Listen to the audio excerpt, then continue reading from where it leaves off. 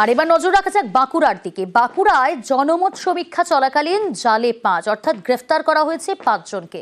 বাঁকুড়ার 15 নম্বর ওয়ার্ডে গ্রেফতার সমীক্ষক দলেরই 5। জনমত সমীক্ষা চলছিল আর তখনই গ্রেফতার করা হলো 5 সমীক্ষককে। 5 জনই সমীক্ষক দলের সদস্য। কিন্তু কেন, কি কারণে গ্রেফতার তাদের, আরো ডিটেল জানাবো। প্রিয়ব্রত রয়েছে আমার সঙ্গে। প্রিয়ব্রত, কেন গ্রেফতার করা হলো তাদের, কি অভিযোগ তাদের বিরুদ্ধে?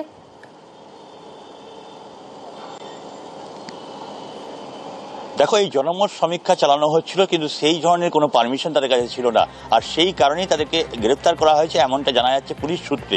এবং তারা যে পারমিশন দেওয়া যারা বলেছেন, তারা কিন্তু ভুয়ো একটা পরিচয় দেখানো হয়েছে। এবং তার পাশাপাশি এই ধরনের সমীক্ষা চালানোর জন্য যে কাগজপত্র দরকার হয়, সেই কাগজপত্র তাদের ছিল না। এবং বাঁকুড়ার যে 15 নম্বর ওয়ার্ড, সেই কেন্দুয়াডিহি এলাকাতে এই সমীক্ষা চালানো হচ্ছিল। তুমি জানো, গত কয়েকদিন আগেই এই সমীক্ষা চালানোর উপরে একটা নিষেধাজ্ঞা জারি করা হয়েছে। এবং তারা তৃণমূলের তরফ থেকে বলা হয়েছে, নির্দেশিকা জারি করা হয়েছে, যেখানে বলা হয়েছে যে এই ধরনের সমীক্ষা নিয়ে এই যে 26-এর ভোট আসছে, সেই কারণে কোনো রকম ঘটনা ঘটাতে পারে কেউ কেউ। এবং সেই কারণে বাড়তি নজরদারি রাখা এলাকায়, এবং সেই কারণেই এরকম বাড়তি নজরদারি চলছিলই। এবং সেইখানে দেখা যায় যে এরকম 5 জন লোক যারা ভুয়ো পরিচয় দিয়ে এই ধরনের সমীক্ষা চালাচ্ছে, কোথাও আধার কার্ড, কোথাও ভোটার কার্ড এরকম চাওয়া হচ্ছিল, এবং তার পাশাপাশি তারা তথ্য সংগ্রহ করছিলেন। এবং তখনই তাদের গ্রেপ্তার করা হয় এবং তাদেরকে বাঁকুড়া সদর থানা পুলিশের হাতে তুলে দেওয়া হয়। তারা যেটা দাবি করছেন, তারা জানেন না কেন তাদেরকে গ্রেপ্তার করা হয়েছে, কিন্তু পুলিশ নির্দিষ্ট ধারায় মামলা রিজু করে তাদেরকে গ্রেপ্তার করেছে। এবং আগামী দিনে যাতে এই ধরনের লোকজন, যারা ভুয়ো লোকজন, ভুয়ো পরিচয় দিয়ে যারা এই ধরনের সমীক্ষা চালাচ্ছেন, তাদের বিরুদ্ধে কিন্তু নজরদারি চলবে বাঁকুড়া শহর সহ গ্রামাঞ্চলে, এমনটা দাবি করা হয়েছে তৃণমূল কংগ্রেসের পক্ষ থেকে।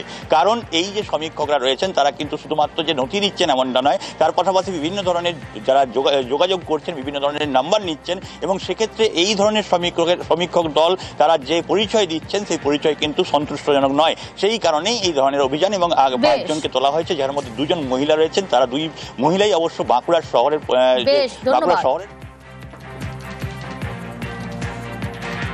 অ্যাকচুয়ালি একটা ওপিনিয়ন পোল করার জন্য কাজ করছিলাম, ঠিক আছে? তো কাজ এখন স্টার্ট হয়নি, ওনার সাথে পারমিশন নেওয়ার জন্য গেছিলাম। 15 নম্বর ওয়ার্ডে যিনি আছেন বাপি চক্রবর্তী নাকি, ওনার সাথে কথা বলতে গেছিলাম। ওপিনিয়ন পোল, মানুষের জনমত সমীক্ষা যেটা বলা হয়।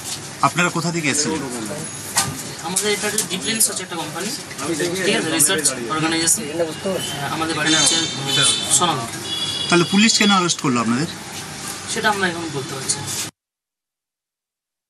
আমাদের এলাকায় এসে সার্ভে করছিল, নানা রকম ভোটার কার্ড, আধার কার্ড তথ্য চাইছে। যখন জিজ্ঞাসাবাদ করে ওর আগে যে আপনাদের কাছে কোনো পারমিশন আছে, আমাদের প্রশাসনকে জানিয়েছেন, মানে কাউন্সিলর বা চেয়ারম্যান বা থানাতে কোনো পারমিশন আছে, তার কোনো রকম পারমিশন কপি দেখাতে পারেন। প্রায় দিনেই খবর আছে যে কোনদিন আধার কার্ড চাইছে।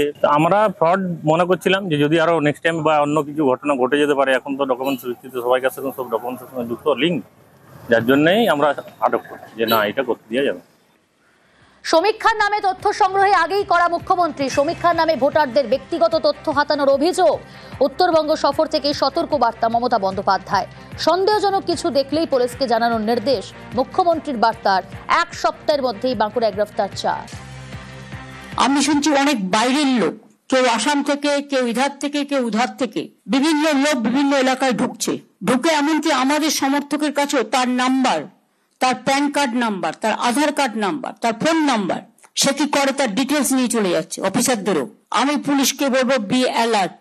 বাইরে থেকে কোনো জঙ্গি যেন কোথাও গিয়ে শেল্টার নিতে না পারে।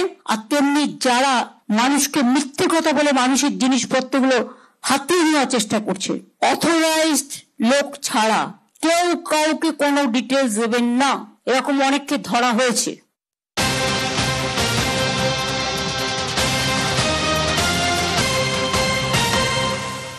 सभी को बहुत बहुत मैं बधाई देता हूं।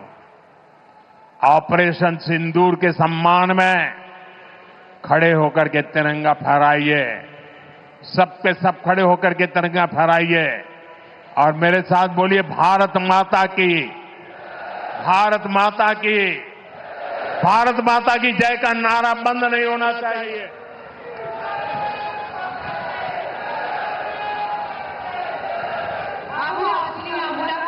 દેશ અને દુનિયાને બતાવીએ કે દાહોદ વાસીઓ, ગુજરાત વાસીઓ આપણી સેનાની સાથે છે, આપણા આદરણીય પ્રધાનમંત્રી શ્રીની સાથે છે।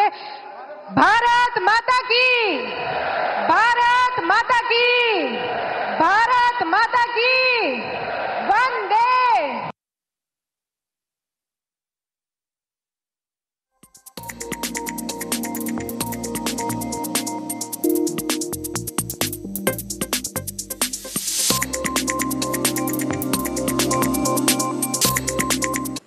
আসি পরের খবরে। ভারতে প্রথম বিধবা বিবাহ উত্তর কলকাতার কৈলাসপুর স্ট্রিটের বাড়িতে। ঐতিহাসিক এই বাড়িকে হেরিটেজ হিসেবেই ঘোষণা করতে চায় কলকাতা পুরসভা। সেই মতোই প্রস্তাব গিয়েছে হেরিটেজ কনজারভেশন কমিটিতে।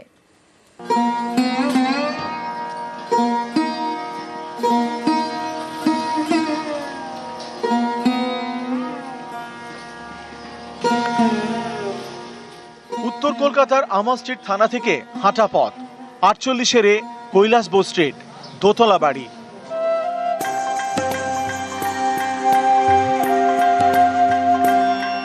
এই বাড়িতেই দেশের প্রথম বিধবা বিবাহ দিয়েছিলেন ঈশ্বরচন্দ্র বিদ্যাসাগর।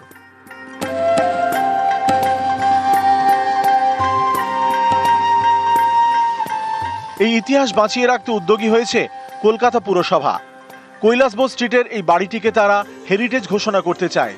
সে মতো প্রস্তাব গিয়েছে হেরিটেজ কনজারভেশন কমিটিতে। যে সকল মনীষীদের নামাঙ্কিত, তাদের স্মৃতি বিজড়িত যে সৌধগুলো আছে, যে বাড়িগুলো আছে, সেগুলো যাতে আমরা সুরক্ষিত রাখতে পারি সেদিকেও আমাদের চেষ্টা আছে। And heritage grade 1, grade 2, grade 2 আর 3 এ বিভিন্ন ভাগ আছে এবং এগুলো নির্দিষ্ট করেন একটা কমিটি আছে। সেই কমিটির কাছে আমরা সেটা পাঠাবার জন্য সিদ্ধান্ত নিয়েছি। এই বাড়ি জানে ইতিহাস। সালটা 1856। সে বছর বিধবা বিবাহ আইন চালু হয়। ঈশ্বরচন্দ্র বিদ্যাসাগরের অক্লান্ত প্রচেষ্টায় তৈরি হয় এই আইন। বিধবা বিবাহকে পূর্ণ সমর্থন করেছিলেন রাজা রামমোহন রায়ও। হুগলির বাসিন্দা কালীমতী দেবী বিধবা হয়েছিলেন 6 বছর বয়সে। তাঁরই বিয়ে দেন ঈশ্বরচন্দ্র বিদ্যাসাগর। ভারতে প্রথম বিধবা বিবাহ। কালীমতী দেবী এবং শ্রীশচন্দ্র বিদ্যারত্নের বিয়ে হয় কৈলাসপুর স্ট্রিটের এই বাড়িতে। এ বাড়ির মালিক ছিলেন রাজকৃষ্ণ বন্দ্যোপাধ্যায়। এখন এই বাড়িতে কেউ থাকে না।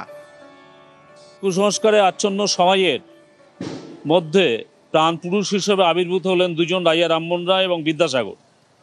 বিদ্যাসাগর নিজে বলেছিলেন যে আমার জীবনের একটি প্রধান সৎকর্ম হলো বিধবা বিবাহ প্রবর্তন। ঐতিহাসিক ঘটনা বলা যেতে পারে। এইটা কলকাতা কর্পোরেশন হেরিটেজ আখ্যায়িত করেছেন এবং এটা সংরক্ষণের জন্য করেছেন। এটা সাধুবাদ জানাই। এটা তো আমাদের খুবই গর্বের বিষয়। এটা হেরিটেজ করলে তো সাধারণ বাঙালিতে ইতিহাস সম্বন্ধে সকলে জানতে পারবে। এই